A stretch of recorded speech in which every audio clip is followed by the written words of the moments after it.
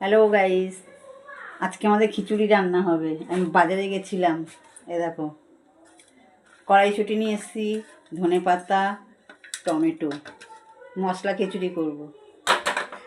যা ঠান্ডা পড়েছে, এই যে ফুলকপি সব দিয়ে সুন্দর করে মশলা খিচুড়ি করব।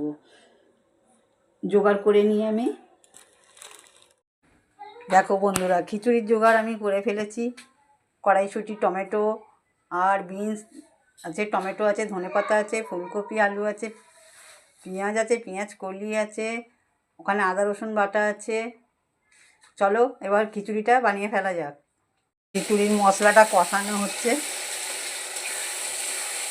দেখো, তোমরা এই খিচুড়িটা না একবার যদি বানিয়ে খাও, দ্বিতীয়বার গোবিন্দভোগের চালের খিচুড়ি মোটে ভালো লাগবে না মুখে।